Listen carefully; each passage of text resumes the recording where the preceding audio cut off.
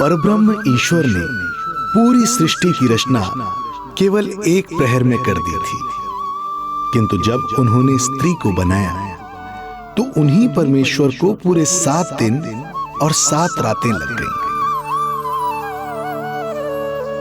क्योंकि उन्हें स्त्री के व्यक्तित्व में मां बनने की अद्भुत क्षमता का निर्माण करना था, जो अपने तन को असहनीय पीड़ा देकर उसमें से एक नए जीव को जन्म देती है, जो अपने रक्त को दूध बनाकर अपनी संतान का पोषण करती है। वो एक मां ही होती है।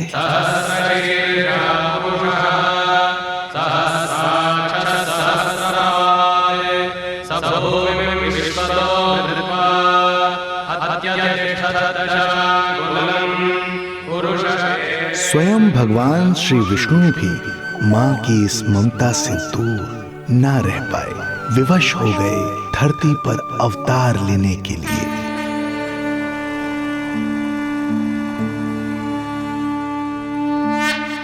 शांताकारं भुजगशयनं पद्मनाभं सुरेशं विश्वाधारं गगनसदृशं मेघवर्णं शुभांगं लक्ष्मीकान्तं कमलनयनं योगी वीरध्यानगम्यं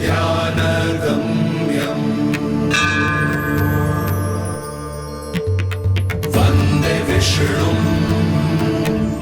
भवभयहरं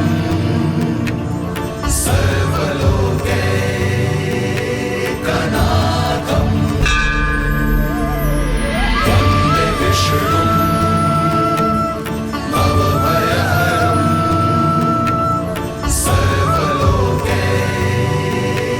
सर्वलोकैकनाथम्।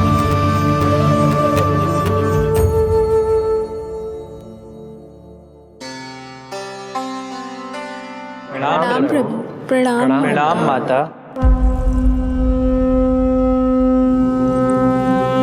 माता, प्रभु, दुष्कंस के अत्याचार दिन पर दिन बढ़ते ही जा रहे हैं। पृथ्वी की शांति नष्ट हो रही है प्रभु, और मैं देवराज इंद्र होकर भी कुछ नहीं कर पा रहा हूँ। आपके प्रताप से मैं भूमि अनंत काल से समस्त विश्व का भार उठा रही हूँ, किंतु प्रभु अब दुष्टता इतनी बढ़ चुकी है कि मैं सहन नहीं कर पा रही हूँ। अब दया कीजिए प्रभु, इससे पहले कि मैं बुराई के इस असीम भार के नीचे दबकर ब्रह्मांड की अतल गहराइयों में खो जाऊं, मेरी सहायता कीजिए प्रभु। आंखें खोलिए प्रभु, आंखें खोलिए।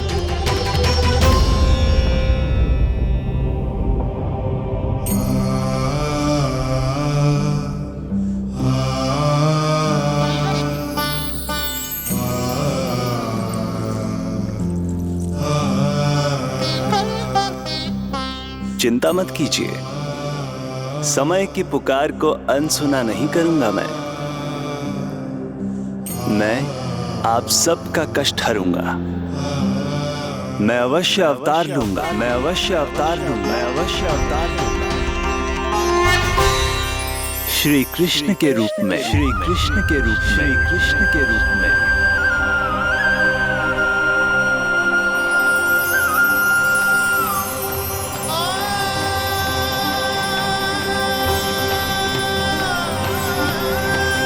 वसुदेवसुतं देवं कंसचाणूरमर्दनम्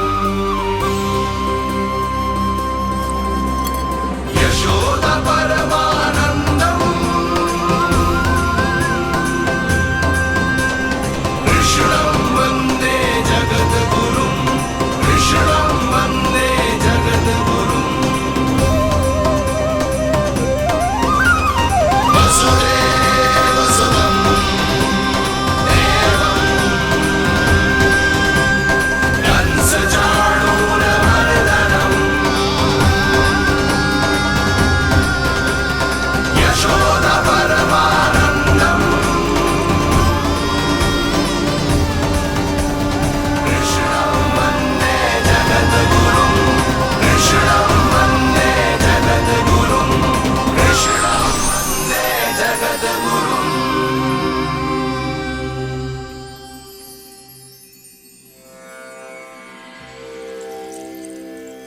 कंस का वध करूंगा।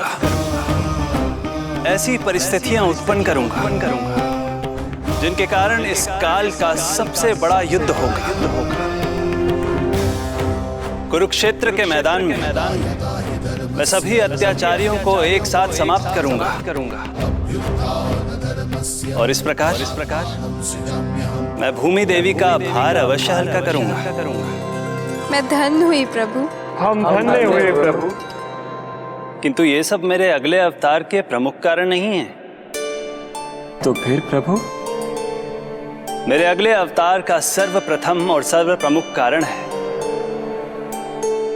मां के अलौकिक प्रेम का अनुभव करना।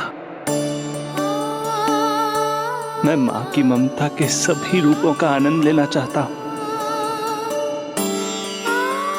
उसके हाथों से भोजन करना, उसके अंग से लिपट जाना, लोरियां सुनना, संसार के सभी संकटों से सुरक्षित उसकी गोद में सोना, उसे मां मां कहकर पुकारना, सांसारिक विषयों के बारे में उससे जानना,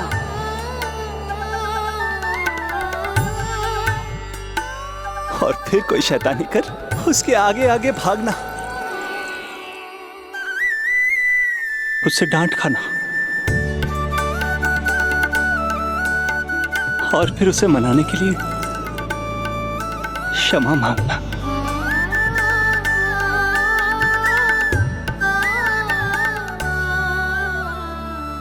कितना आनंद आएगा जब वो मुझे दंड देने के लिए मेरे पीछे पीछे दौड़ेगी और मैं उस डर से सभी दिशाओं में भागता फिरूंगा। और फिर जब वो थक कर हाँफते रुक जाएगी तो मैं स्वयं उसके पास जाऊंगा, उसकी ममता भरी गोद में समा जाऊंगा।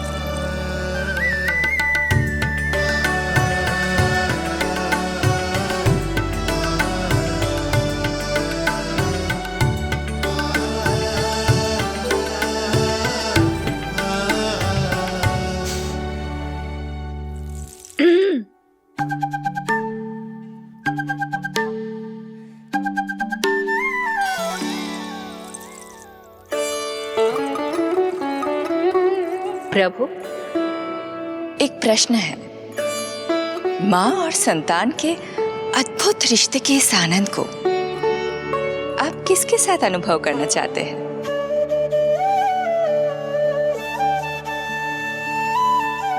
प्रभु, कौन है वो सौभाग्यशाली महिला जिन्हें आपने अपनी माँ के रूप में चुना है? वो महिला है यशोदा। यशोदा।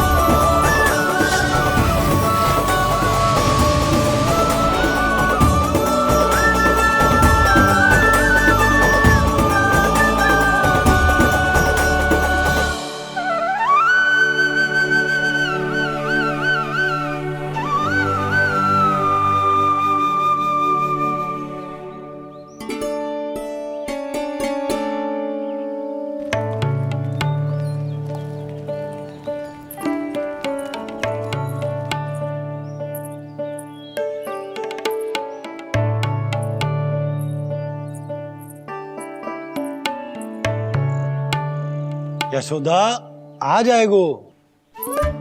आपके जैसा बड़ा ना है कि रास्ता ढूंढते हुए अपने आप घर लौट आएगो। बस 6 महीने का बालक है, अबोध है। हे नारायण, क्षमा करना, अपने पति देव से ऊंचे स्वर में बात कर ली मैंने।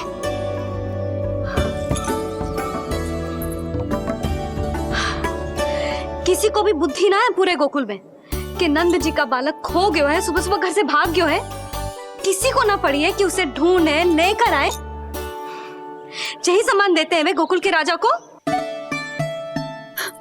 हे भगवान, ना जाने मेरा बच्चा कहाँ होगो, कैसा होगो। कितना समय होगा है, अब तक तो भूख भी लगी आई होगी उसे। आप क्यों रुक गए? आप खाओ। हाँ, आप खाओ, आनंद से खाओ। आपको तो कुछ चिंता ही ना है। माँ ही तड़पती है अपनी संतान के लिए।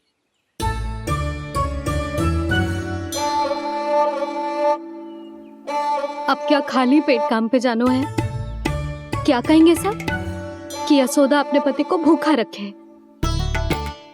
ना ना, आप खाओ, खाओ ना।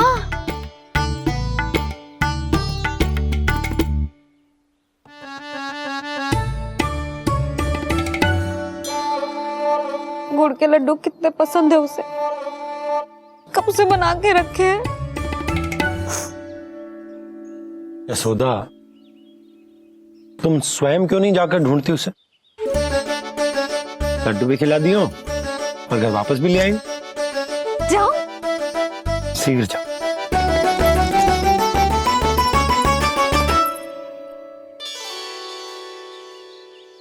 किंतु आप तो खाना खा रहे हो ना पतिदेव? वही तो, मैं खाना खा रहा हूं, परंतु वो भूखा है। तुम जाओ। वो तो भूखा है।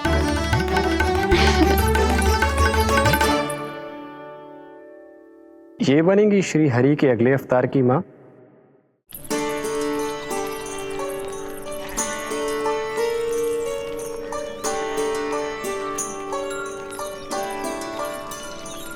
मेरे बच्चे को देखो है ना।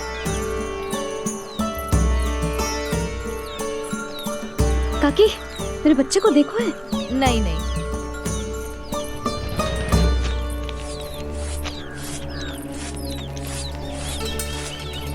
सुमति, मेरे बच्चे को देखो है क्या कहीं? नहीं तो। ना देखो। जानकी, प्रभावती, मेरे बच्चे को देखो है कहीं?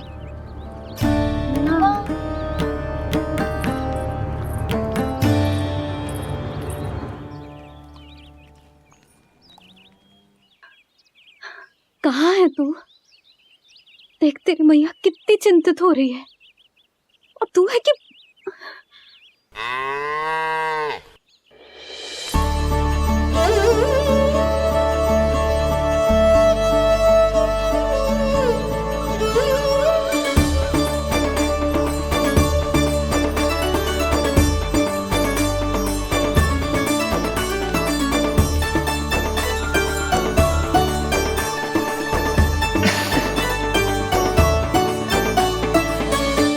हाँ, अभी तक मैया यशोदा का लाडला यही है, 6 माह का बछड़ा। इसी पर ये अपनी सारी ममता न्योछावर करती हैं। तू फिर भाग गो। प्रतिदिन का काम हो गो है तेरा। मैंने कही थी ना, मेरे बिना, अपनी मैया के बिना कहीं ना जानो है। ये संसार कितना भयानक है, कुछ मालूम है तुझे? दुष्ट भरे पड़े चारों ओर। वाह, दुनिया की अनोखी मैया और उसका अनोखा बालक, जो कि बालक है ही ना, गाय का बछड़ा है।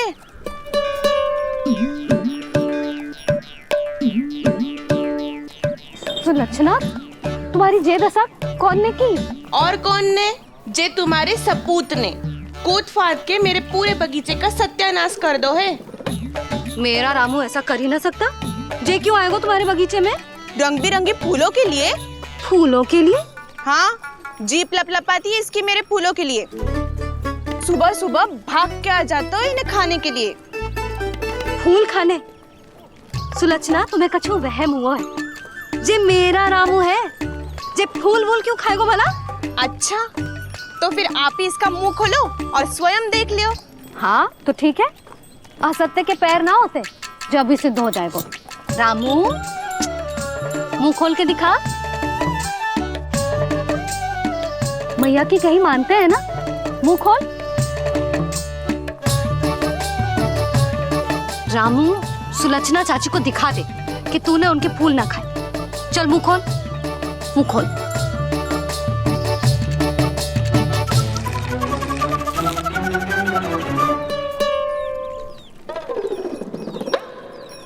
हाँ हाँ देख लो, इसने कुछ ना खाया है।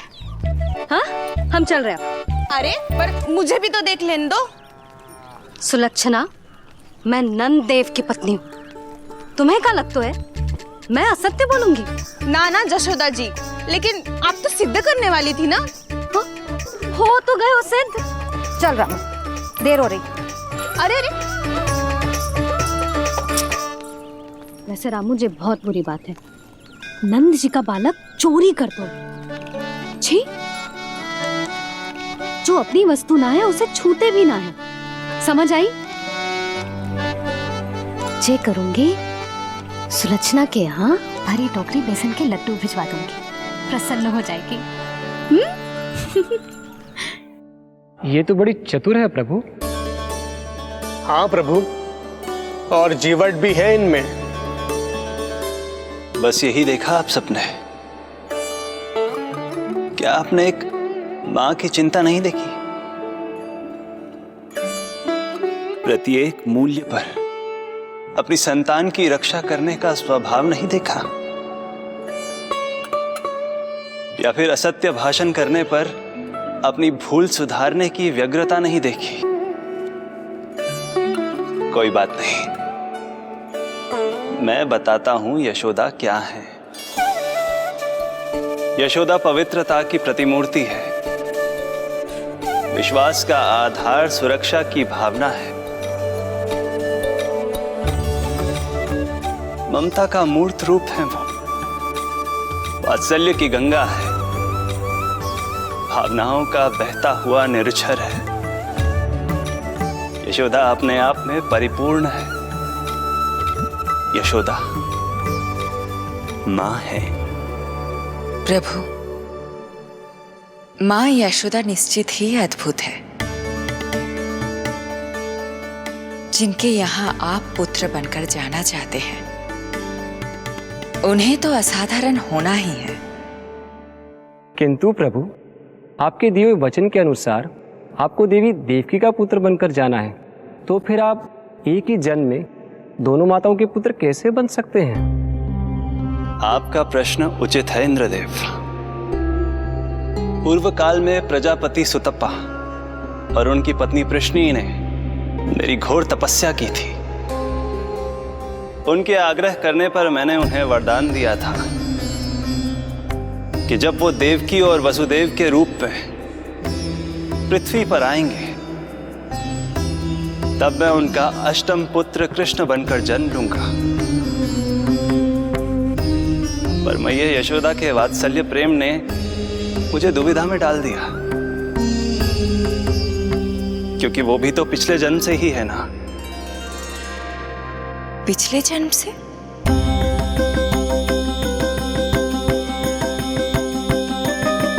पिछले जन्म में मैया यशोदा 8 वसुओं में से एक श्री द्रोण की पत्नी धरा थी।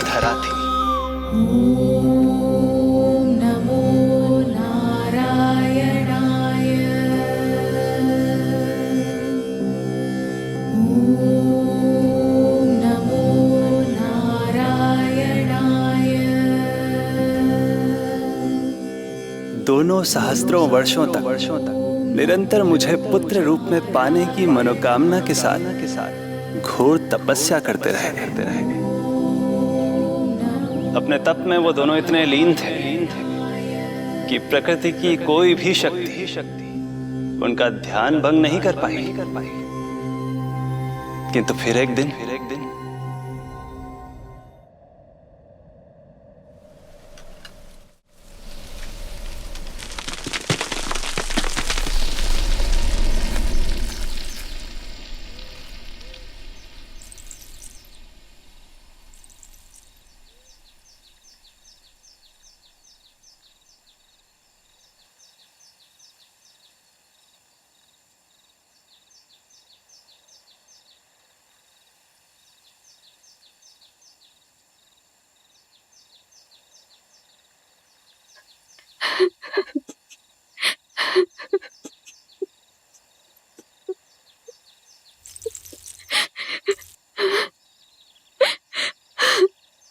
हमारे भक्ति में ऐसी क्या कमी रह गई प्रभु कि अभी तक आपके दर्शन का सौभाग्य नहीं मिला। अब तो सैकड़ों वर्ष बीत गए हैं आपका सुमिरन करते हुए।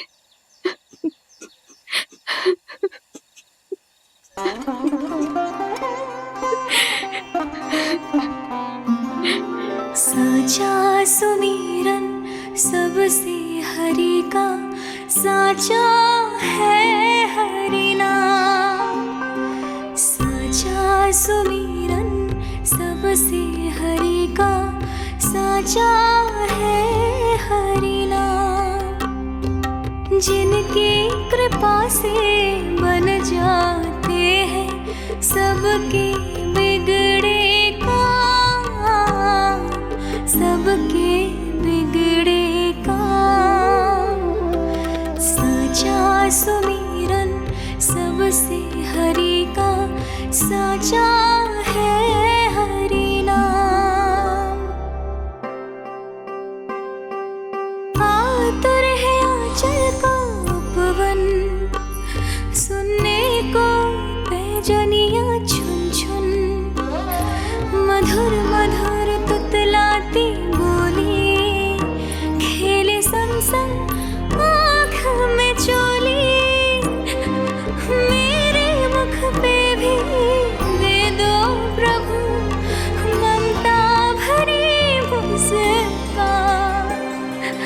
साचा सुमिरन सबसे हरि का, साचा है हरि नाम। भक्त बिना भगवान है जैसे, माता बिन संतान के वैसे। हरि बिन मेरा जीवन सूना, भगवान लाज मेरी रख लो ना। भगवान लाज मेरी रख लो ना।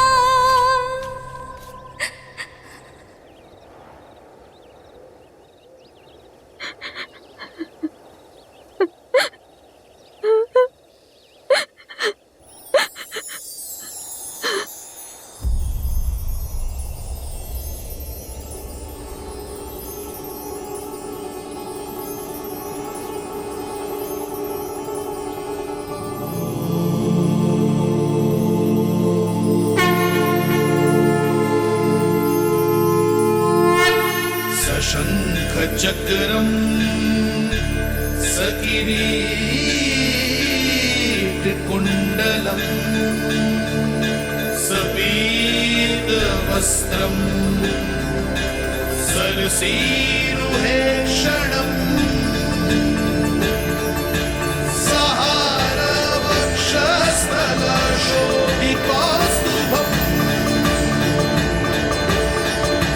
नमामि विष्णु शिरसा चतुर्भुजम्।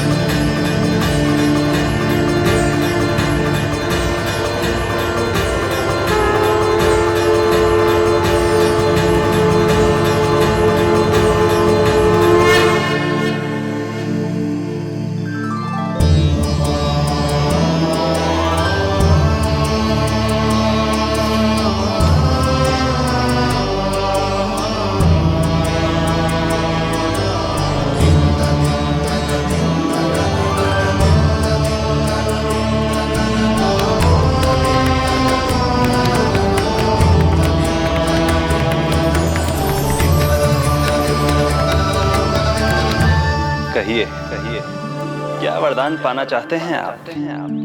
प्रभु, हम आपकी सेवा करना चाहते हैं, परंतु भक्त की भांति नहीं, अभी तो माता पिता के समान। आपका एक पुत्र के रूप में पालन पोषण करें। आप हमें माँ पिता के भांति प्रेम दें और हम आप पर अपनी ममता न्योछावर कर सकें। बस इतनी ही इच्छा है प्रभु। आपकी इच्छा पूर्ण होगी। मैं आपकी संतान के रूप में अवश्य आऊंगा, किंतु उसके लिए आपको मेरे अगले अवतार के बाद एक और अवतार की प्रतीक्षा करनी होगी, क्योंकि अगले जन्म के लिए मैं पहले ही ये वरदान माता देवकी को दे चुका हूँ। प्रभु, किसी भी जन्म में आपको अपने पुत्र के रूप में पाना मेरा सौभाग्य होगा, किंतु मेरी ममता मेरे वश में नहीं है। प्रभु,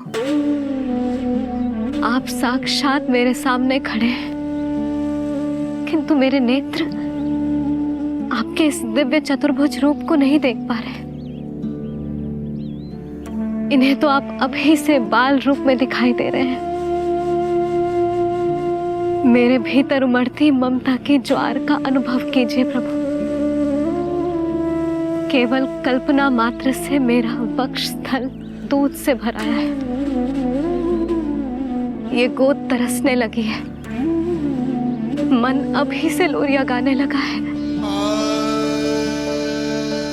मेरे इस अनुरोध को स्वीकार कीजिए प्रभु, कृपा करें। इस माँ से और प्रतीक्षा ना करवाएं प्रभु, और प्रतीक्षा ना करवाएं। उस पल माता धरा की ममता भरी भक्ति और प्रेम भाव को देखकर मेरे मुख से भी वो शब्द निकल ही पड़ा जिसे एक बच्चा पहली बार बोलना सीखता है, माँ माँ माँ माँ। अब ये प्रतीक्षा केवल आपकी ही नहीं, मेरी भी होगी, मेरी भी होगी, मेरी। मैं भी तरसूंगा आपका पुत्र बनने के लिए, पुत्र बनने के लिए। इस समय मैं विवश हूँ, समय मैं विवश हूँ, समय मैं विवश हूँ, किंतु मैं आपको वचन देता हूँ, आपको वचन देता हूँ, आपको वचन देता हूँ, मैं आपकी संतान बनकर अवश्य आऊंगा, मैं अवश्य आऊंगा, मैं अवश्य आऊंगा। प्रभु,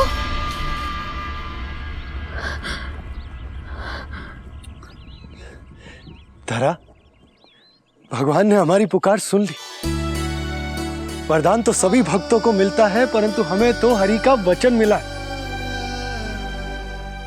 वो आएंगे, अवश्य आएंगे। अब हमें केवल उस शुभ दिन की प्रतीक्षा करनी है। अब और प्रतीक्षा नहीं होगी मुझसे।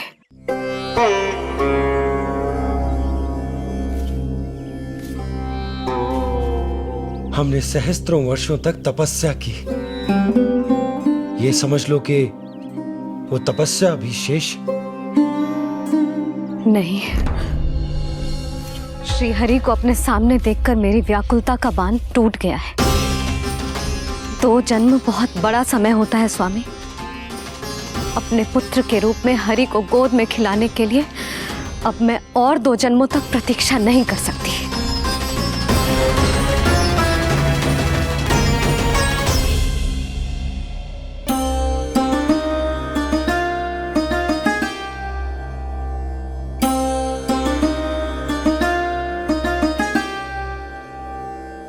व्यर्थ हरि बिन जग ये सारा, व्यर्थ हरि बिन जीवन धारा।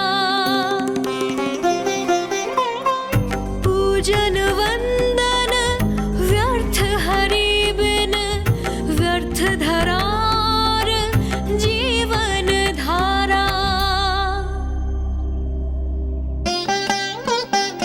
वरुण देव विनती सुन लीजिए, तन मेरा निर्जल कर दीजिए। हरि के बिन सारा जल तन का सागर सा हो गया है खारा। प्रभु, माता धरा की तपस्या का तेज अत्याधिक है। प्रकृति के पंचतत्व, 5 महाभूत इनकी पुकार सुनने के लिए विवश है।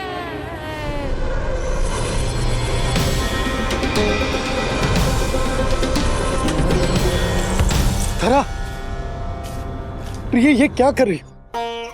रुक जाओ। जठराग्नि सब दूर ये कर दो, अग्नि देव मेरे ताप को हर लो। माता जो वंचित ममता से, जग में नहीं उसको कुछ प्यारा।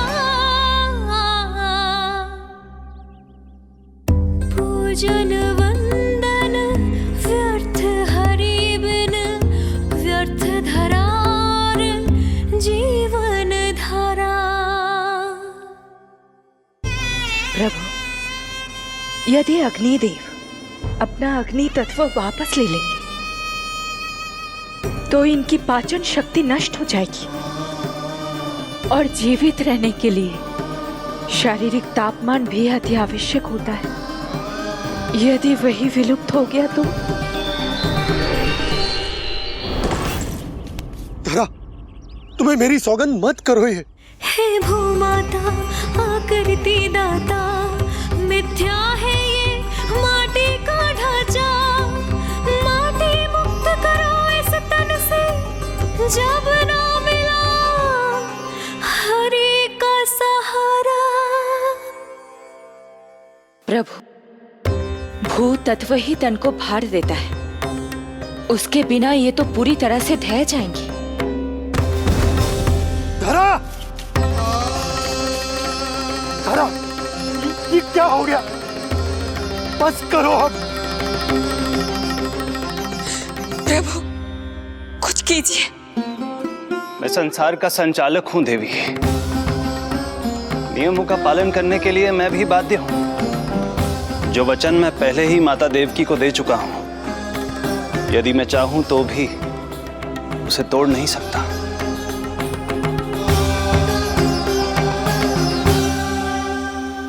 सुख लो आयु सब इस तन की, आस है जो ना शेष है मन की। वायु देव कृपा करो अब ये रोक दो इन श्वासों की धारा।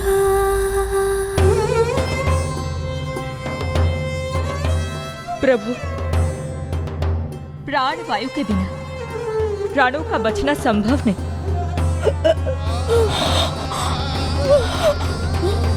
धरा,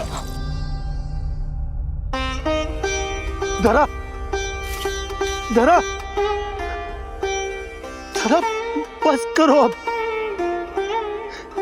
क्या तुम अपनी सुध-बुध खो चुकी हो? तुम्हारे प्राणों में मेरे भी प्राण बसते हैं प्रिय। रुक जाओ। हे आकाश देव, तुमको मेरा अंतिम प्रणाम। अंतरात्मा लीन करो मेरी, लेके श्री हरि का नाम।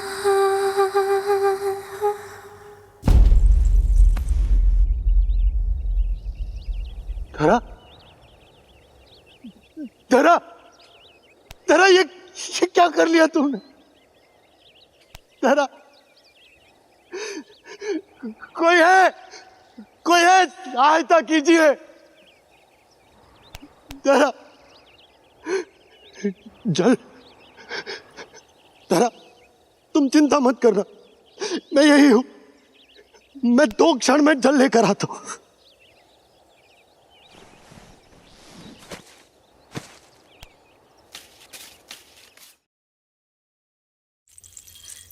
प्रभु, आप नियमों से तो अवश्य बंधे हैं, परंतु आप लीलाओं के स्वामी हैं। कोई तो उपाय निकालिए। आपने इन्हें मां कहकर पुकारा है। मां की प्राण रक्षा पुत्र नहीं करेगा तो और कौन करेगा?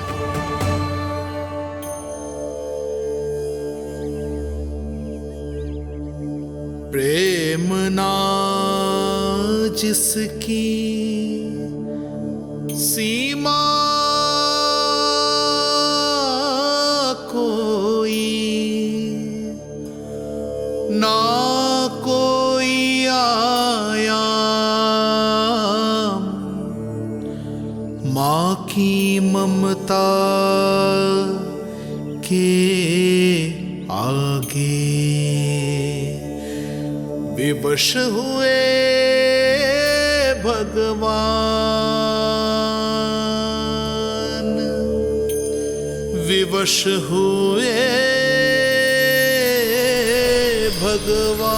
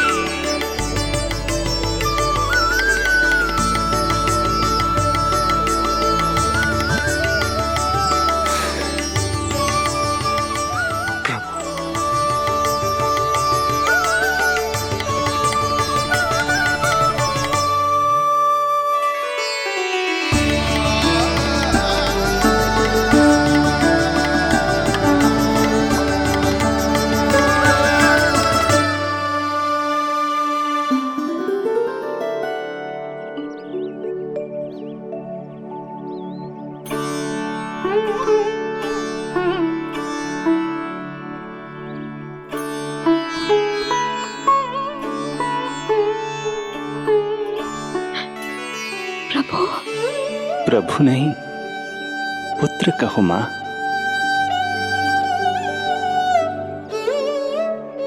पुत्र, मेरा पुत्र, मेरा पुत्र।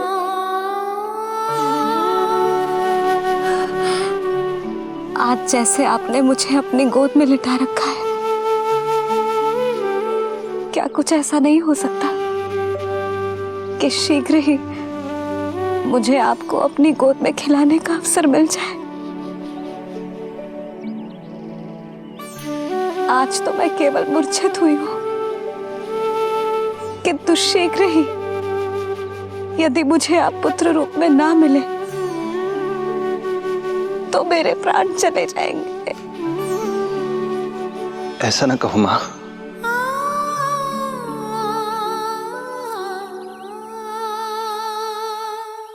माता देवकी को मैं पहले ही वचन दे चुका हूं, इसलिए विधि के विधान के अनुसार मुझे उन्हीं का पुत्र बनकर जन्म लेना होगा।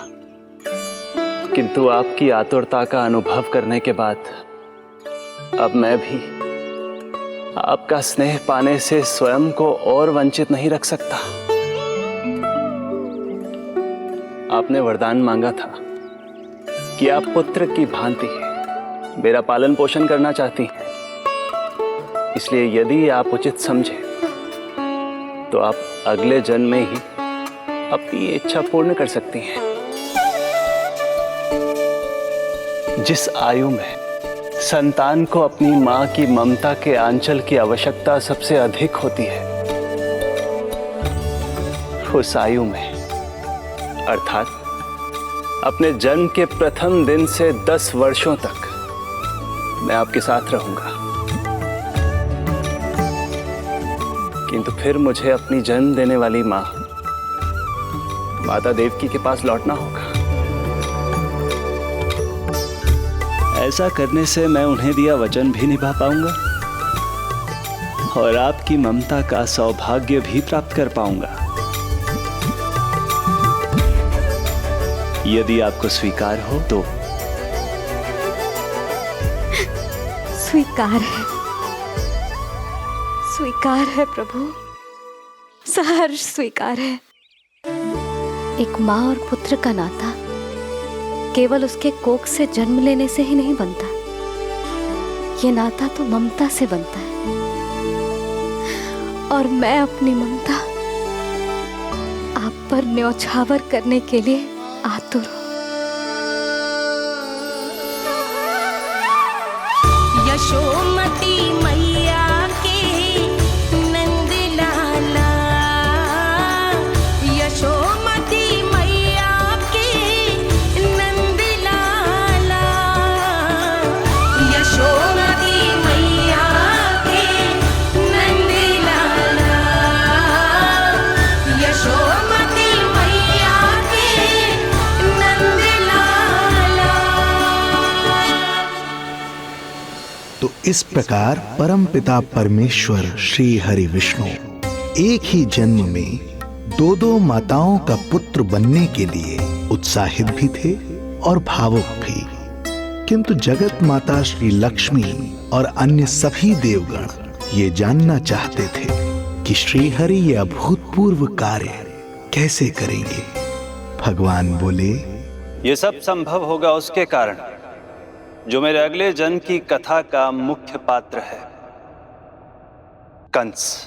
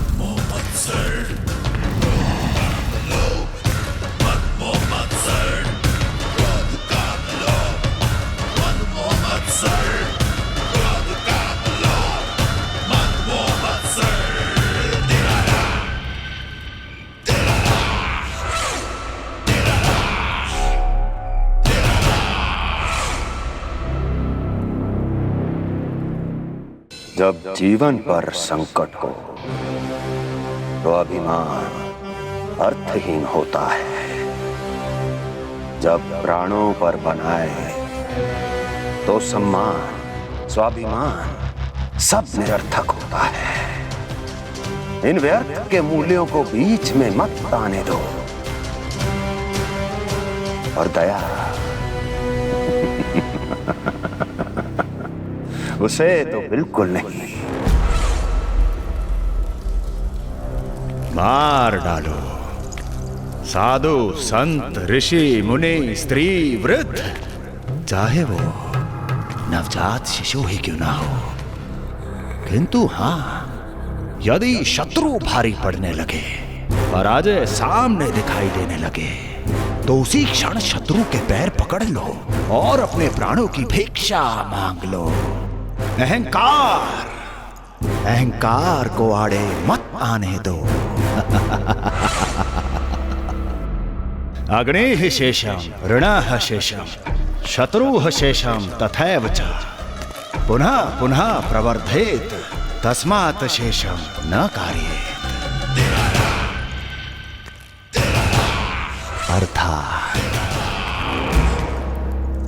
अग्नि की एक भी चिंगारी, ऋण की एक भी मुद्रा और शत्रु की एक भी संतान यदि शेष रह जाए तो शीघ्र ही विकराल रूप धारण कर सकती है। इन सब का समूल नाश ही एकमात्र उपाय है अपनी सुरक्षा का।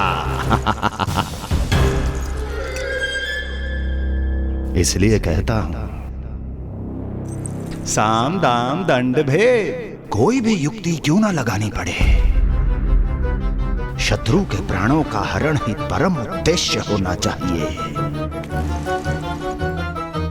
छोड़ो मत, फिर चाहे वो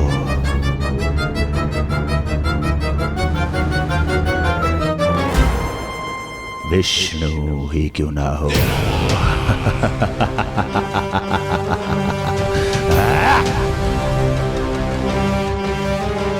यही थी कंस की दिनचर्या। वो प्रतिदिन स्वयं को स्मरण कराता था कि स्वार्थ के लिए किसी भी सीमा को तोड़ने में कुछ अनुचित नहीं है। तभी तो राजगद्दी प्राप्त करने के लिए उसने अपने पिता महाराज उग्रसेन को भी नहीं छोड़ा था। पिताजी,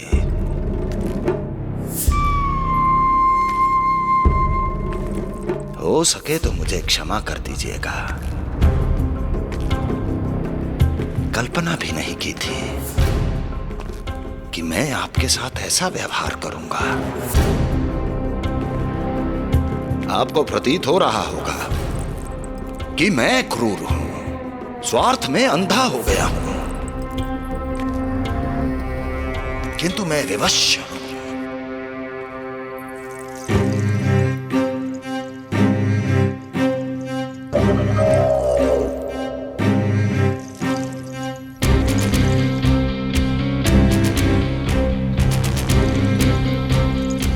आज से सत्ता का ये भार अब मुझे उठाना पड़ेगा पिताजी, क्योंकि आप तो अत्यंत दयावान हैं।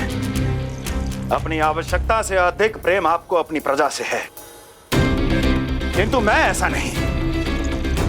मैं अपने शत्रुओं का काल हूं, तभी तो मेरे प्रति दुर्भावना रखने वाले मेरे सम्मुख आने से पहले थर थर कांपते हैं। इसलिए मथुरा का राज सिंहासन मेरे साथ अधिक सुरक्षित रहेगा, क्योंकि मैं आपसे अधिक उपयुक्त हूं पिताजी। मेरा विश्वास कीजिए। हृदय पर गोवर्धन पर्वत रखकर मुझे यह निर्णय लेना पड़ रहा है पिताजी।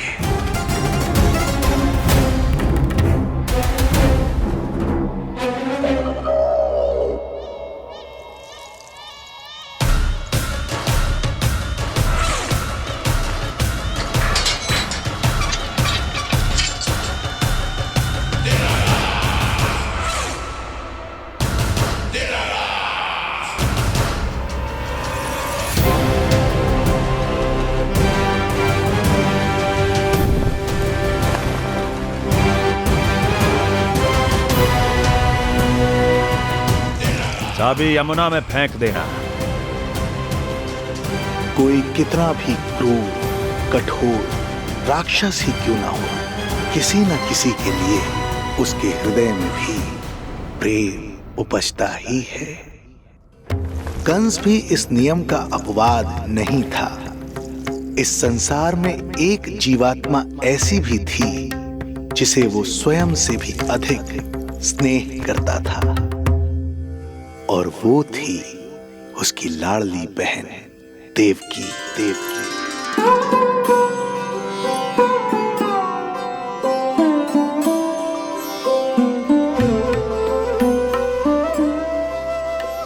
देवकी के लिए कंस एक राजा नहीं, मात्र भाई था, जो अपनी बहन की छोटी सी मुस्कुराहट के लिए आकाश पाताल एक कर सकता था। अत्यंत धूमधाम से उसने अपनी देवकी का विवाह यादवराज वसुदेव के साथ संपन्न करवाया। रुको।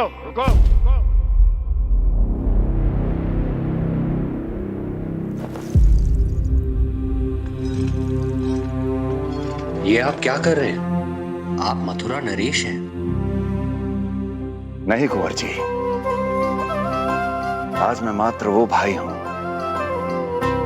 जो अपनी प्रिय बहन के साथ बस कुछ क्षण और व्यतीत करना चाहता है।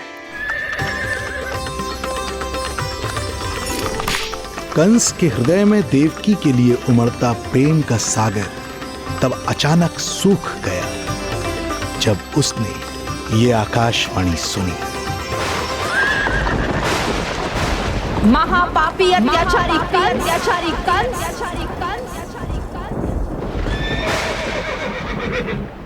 जिस देवकी को तू इतने प्रेम से ससुराल ले जा रहा है, वही तेरे अंत में सहायक होगी। तेरा काल तेरी प्रिय बहन के गर्भ से उसकी 8वीं संतान बनकर जन्म लेगा और तेरा विनाश करेगा, विनाश करेगा, विनाश करेगा।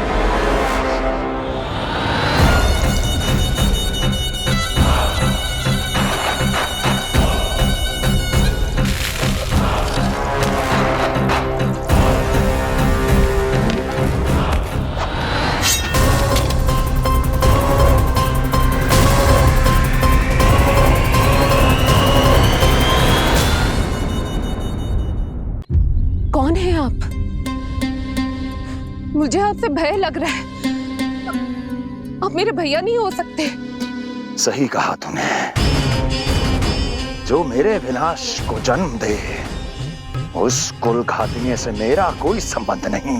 महाराज, रक्त के संबंध क्रोध की अग्नि में मत झुलसाइए। जिस बहन को आपने बचपन से आज तक इतना प्रेम दिया, क्या वो आपके विरुद्ध किसी षड्यंत्र में सहायक हो सकती है? भला हमारी संतान आपका विनाश क्यों करेगी? अपनी नवविवाहित बहन पर कृपा कीजिए महाराज। अपने पुरुषार्थ से आपने कितने असुरों को युद्ध में पराजित किया है। आज वो सब दरबारी बनकर आपकी सेवा करते हैं। ये महापराक्रमी कंस, यदि वो मायावी असुर आपको हानि नहीं पहुंचा पाए तो ये आपकी बहन आपका क्या बिगाड़ सकती है? दया कीजिए महाराज, दया कीजिए। आप बीच में मत पड़िए कुंवर जी। सुना नहीं क्या? इसकी 8वीं संतान मेरा वध करेगी। जब मां ही नहीं बचेगी तो 8वीं संतान के जन्म का तो प्रश्न ही नहीं उठता। यदि ऐसा है तो आप मुझे मार दीजिए। जब मैं ही जीवित नहीं रहूंगा तो देवकी की संतान होने की संभावना ही समाप्त हो जाएगी। अपने बहनोई की हत्या का पाप मैं नहीं कर सकता। और बहन की हत्या का पाप कर सकते हैं? जिसे जीवन भर प्रेम दिया है उसके प्राण लेने का अधिकार है मुझे। प्रिय भैया, यदि आपको इस विषय में इतना संदेह है तो आप हमारी 8वीं संतान के प्राण ले लीजिएगा। बल्कि 8वीं संतान ही क्यों, उसका जन्म होने तक हमारी सभी संतानों का वध आप स्वयं अपने हाथों से कर लीजिए। स्वामी! हे मथुराधिपति, मेरी पत्नी को प्राण दान दे दीजिए। मैं महाराज शूरसेन का पुत्र वसुदेव आपको वचन देता हूं, अपनी 8 संतानों को जन्म लेते ही स्वयं आपके सामने प्रस्तुत करूंगा। अपनी 8 संतानों को जन्म लेते ही स्वयं आपके सामने प्रस्तुत करूंगा।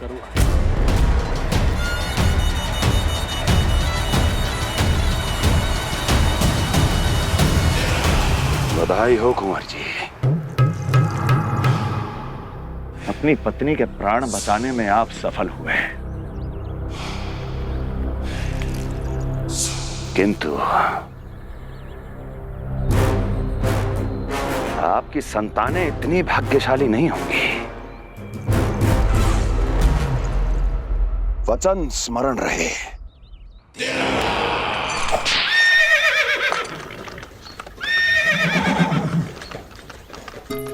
इस तरह रक्त की प्यासी कंस की तलवार की छाया में देवकी और वसुदेव का वैवाहिक जीवन प्रारंभ हुआ। जब कंस की निर्ममता और वसुदेव के वचन का ये दुखद समाचार गोकुल पहुंचा तो हे नारायण, अर्थात राजा वसुदेव यदि कंस के सामने गिड़गिड़ाते नहीं तो रानी देवकी के प्राण चले जाते। हाँ नंदराज, और अब वो दोनों कंस के महल में हैं, किंतु वो महल भी उनके लिए किसी बंदीगृह से कम नहीं है।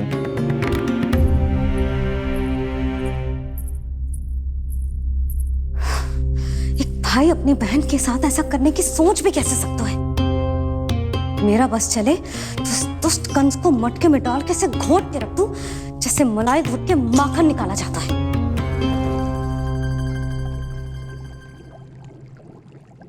ना, माखन ना, जे कंस तो कीड़ा है। इसे तो पटक पटक के ऐसे मारना चाहिए जैसे कीड़ा निकालने के लिए धान के गट्ठर को पटका जाता है।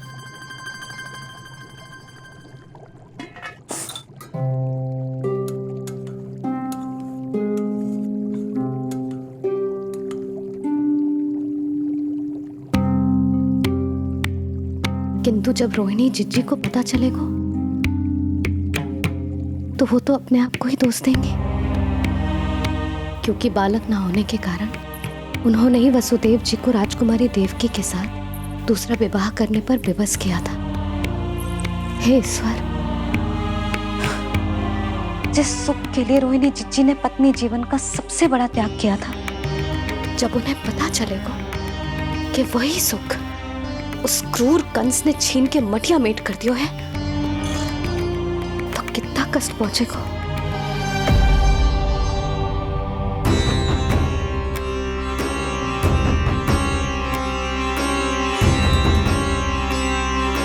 रोहिणी जीजी,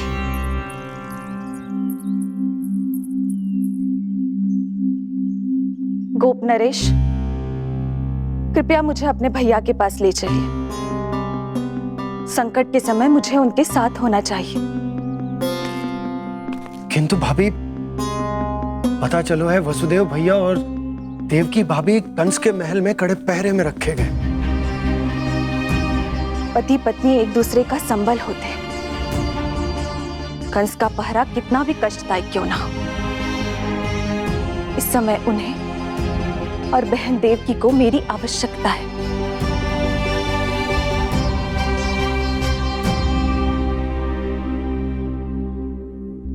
ये मेरी विवशता है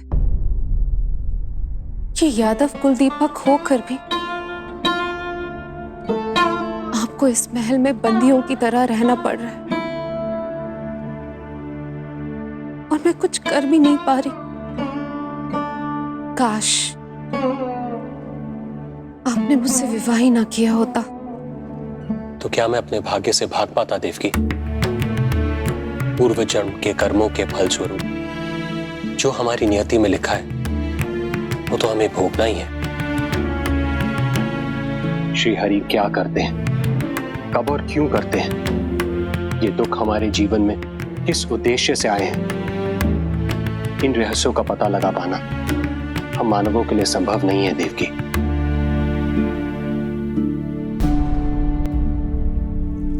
तो फिर चलिए यहां से भाग चलते हैं, कहीं ऐसे स्थान पर जहां भैया की छाया भी हम पर ना पड़ सके। नहीं प्रिय, कंस के गुप्तचरों की दृष्टि हम पर अवश्य होगी, और मैं ऐसा कोई कार्य नहीं कर सकता जिससे तुम्हारे जीवन पर कोई संकट आए। और मैंने उन्हें अपनी सभी संतानों को सौंपने का वचन भी दिया है। अपना वचन मेरे लिए प्राणों से भी अधिक महत्वपूर्ण है देवकी।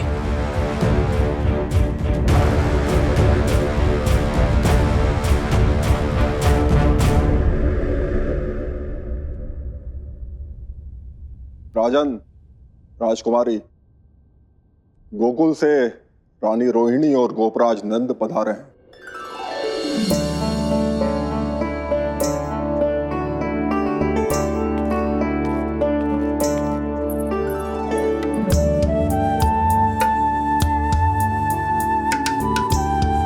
स्वामी,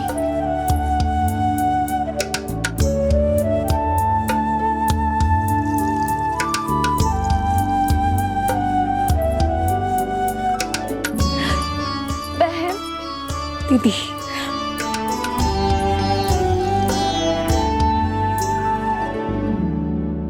भाई नंद, जो आप हमारे लिए कर रहे हैं उसके लिए धन्यवाद शब्द बहुत छोटा है। मैं अपने भाग्यों को स्वीकार कर चुका हूं। यदि यही श्री नारायण की इच्छा है तो यही सही।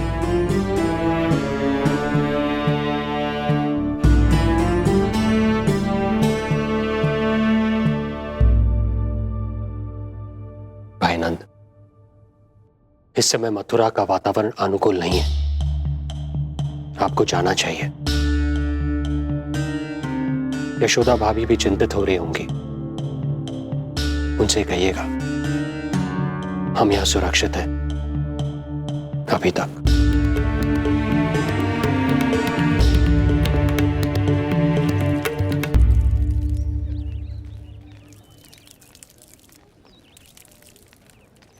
वसुदेव भैया का भाग्य पर भरोसा देख वे अपनी संतानों को कंस को अवश्य सौंपेंगे। हे ईश्वर, इतना कठोर वचन, जब इसे निभाने का कठिन समय आएगा तो कैसा अनुभव करेंगे वे? उनका हृदय तो चकनाचूर हो जाएगा।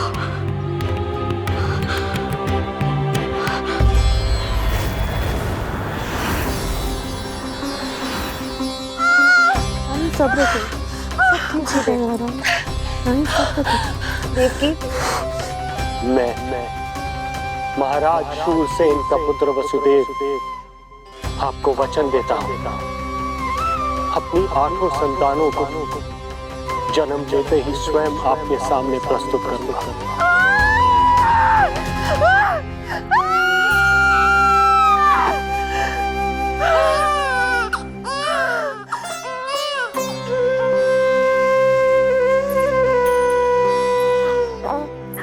बधाई हो स्वामी, आपको पुत्र रत्न प्राप्त हुआ है।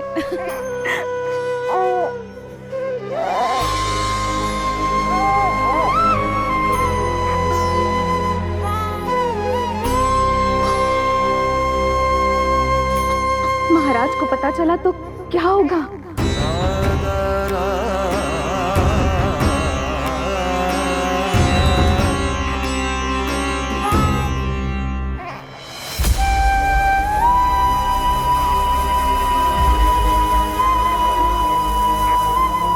अपने पुत्र को इन हाथों में थामना। कितने वर्षों से इस पल की प्रतीक्षा कर रहा था मैं, और आज जब यह पल आया है, मेरी आंखों में दुख के आंसू हैं। एक पिता जब प्रथम बार अपनी संतान को गोद में उठाता है तो सबसे पहले यह सोचता है कि उसे क्या नाम दूं, उसका सुनहरा भविष्य कैसे सुनिश्चित करे। किंतु मैं वो भाग्यहीन पिता हूं जो अपने पुत्र का भविष्य मृत्यु के अंधकार में डुबोने जा रहा है। मैं इसे नाम देकर क्या करूंगा?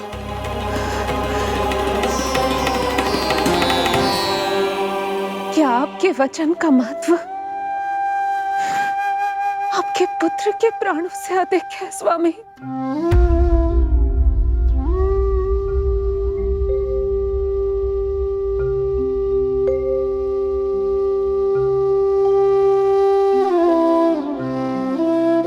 श्री नारायण का दूसरा नाम सत्य होता है देवकी। तुम ही कहो, मैं श्री नारायण से विमुख कैसे हो जाऊं? मुझे अपना वचन निभाना ही होगा। हृदय के टुकड़े टुकड़े क्यों ना हो जाए, मुझे इसे कंस तक ले जाना ही होगा।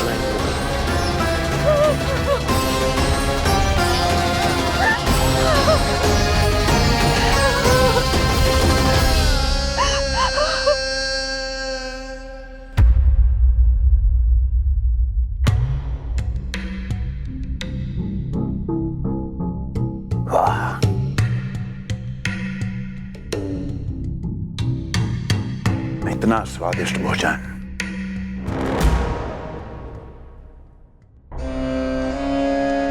किसी विशेष इच्छा की पूर्ति के लिए मुझे सम्मोहित तो नहीं करना चाहती? मुझे पति के रूप में प्राप्त कर तो चुकी हो, अब प्राप्त करने को क्या क्या बचा है प्राप्ति? मैं प्राप्ति नहीं, अस्थि हूँ स्वामी। प्राप्ति तो छुई मुई बनकर वहां खड़ी है। आप सदैव अपने विषय में ही सोचते हैं, कभी मेरे और भी निहारा कीजिए, तभी तो मेरा नाम सही से स्मरण होगा आपको। मैं अपने विषय में ही सोचता हूं, तभी तो दसों दिशाओं में मेरे नाम का डंका बजता है, मेरे साम्राज्य का विस्तार होता है, तभी तो मेरा अस्तित्व है। अस्थि स्मरण रहे, तुम हो क्योंकि मैं हूं।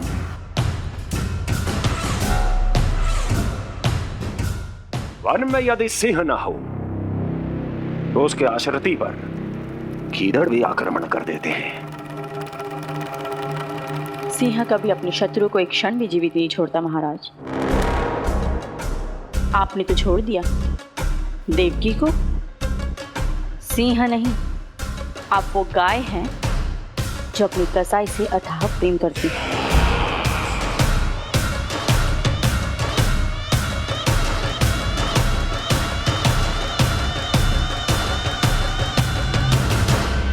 सभी संतानों को जन्म लेते ही मेरे पास लेकर आएगा,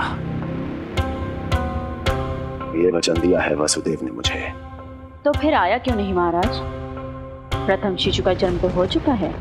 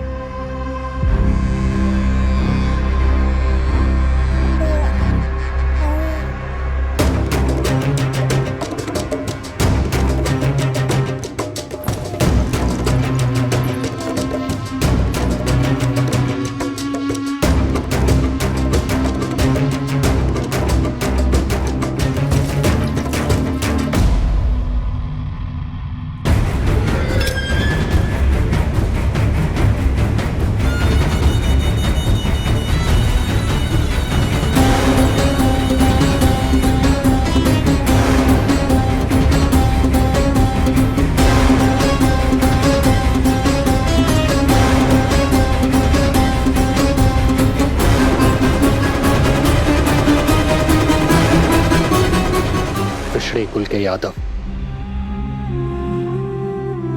अपना वचन मिथ्या नहीं होने देते महाराज।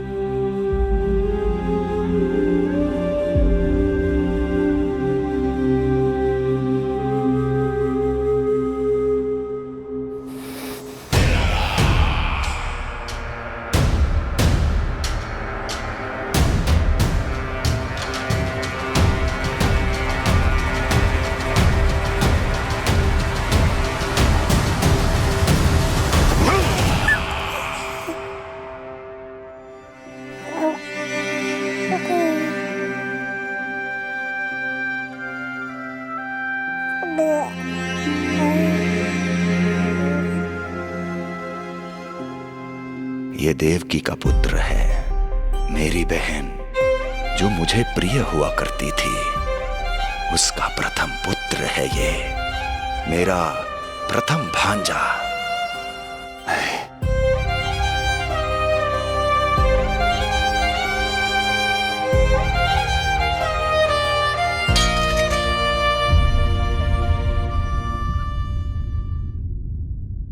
इसे वापस ले जाइए कुंवर जी।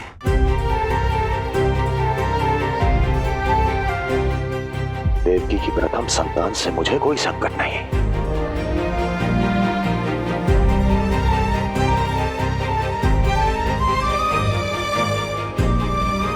और आपको क्या लगता है कुंवर जी कि मैं कोई राक्षस हूं क्या?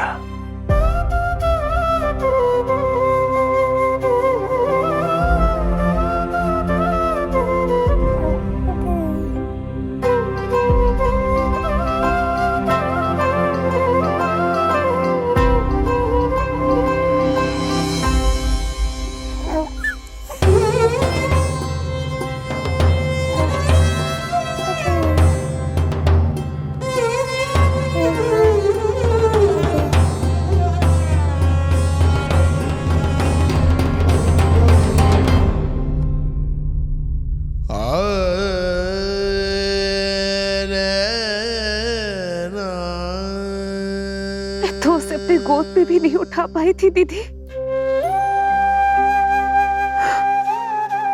उसका वो सुकुमार मुख मेरी स्मृति से जा ही नहीं रहा। वो मधुर रुदन अभी तक मेरे कानों में गूंज रहा है। मैं तुम्हारी पीड़ा का अनुमान लगा सकती हूँ देवकी। मैंने उसे जन्म नहीं दिया था, फिर भी मेरे कान अभी तक उसके रुदन की ध्वनि सुन रहे हैं। क्योंकि ये अपनी माओ को पुकार रहा है। तुम्हारे भैया ने हमारे पुत्र को प्राणदान दे दिया देवकी।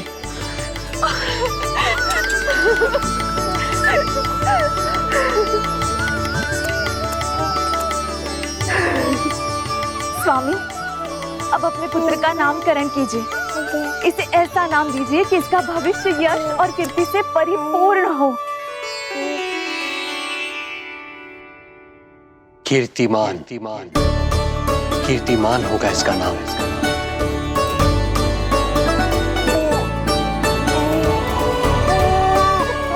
कीर्तिमान।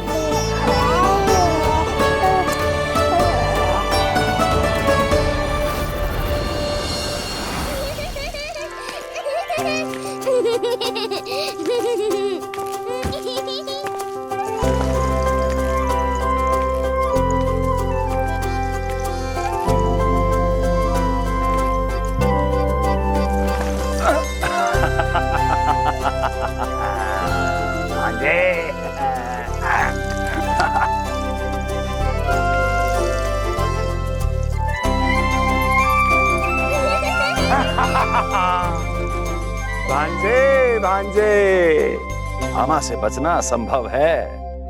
मामा जी, आपकी भुजाओं में कितना बल है, मुझे पीड़ा हो रही है। मेरा दूसरा हाथ पकड़ लीजिए। तुझे पीड़ा हो रही है? ये ले।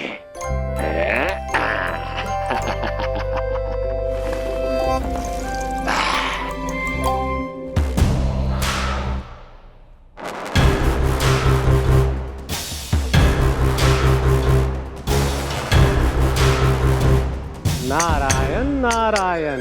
मामा जी मूर्ख बन गए, मामा जी मूर्ख बन गए, मामा जी मूर्ख बन गए। इतना दुस्साहस। जा खेल। अब मामा जो है देवर्षि के साथ मंत्रणा करेंगे। जा खेल। क्योंकि अत्यंत महत्वपूर्ण ना हो तो देवर्षि हमारे द्वार पर आने का कष्ट नहीं उठाएंगे। कहिए देवर्षि, कैसे आना हुआ? मैं तो बस आपको ये अद्भुत कमल पुष्प भेंट करने आया था महाराज। इसे देखते ही मुझे आपका स्मरण हुआ था। मानो ये मुझे पुकार कर कह रहा हो, मुझे महाराज कंस के पास ले चलिए। इसमें तो कुछ भी विशेष नहीं है देवर्षि। इसमें 8 पंखुड़ियां हैं महाराज, और 8वीं पंखुड़ी सबसे विशेष है। यदि विश्वास न हो तो आप स्वयं गिनकर देख लीजिए। आप मेरा उपहास कर रहे हैं देवर्षि। आप गिनिए तो सही महाराज। 1 2 3 4 5 6 7 8। क्या आप निश्चित रूप से कह सकते हैं कि यही 8वीं पंखुड़ी है? विचार कीजिए महाराज। क्या आप बिना किसी शंका के कह सकते हैं कि कौन सी पंखुड़ी पहली है और कौन सी 8वीं? क्या आप पूर्ण विश्वास के साथ कह सकते हैं कि कौन प्रथम है और कौन अंतिम? फिर चाहे वो पंखुड़ी हो या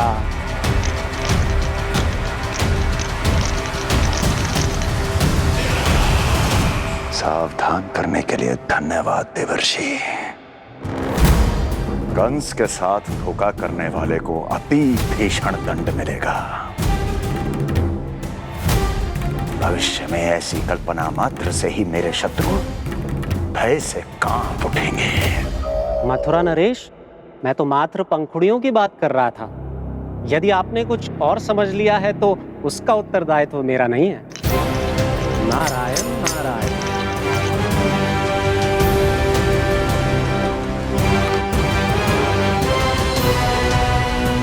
विचार कीजिए महाराज, क्या आप बिना किसी शंका के कह सकते हैं कि कौन सी पंखुड़ी पहली है और कौन सी 8वीं?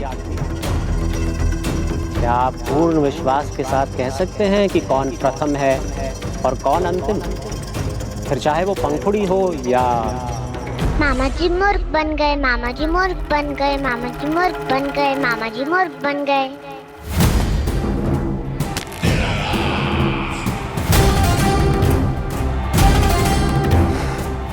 कंस को कोई मूर्ख नहीं बना सकता। कीर्तिमान। जी मामा जी।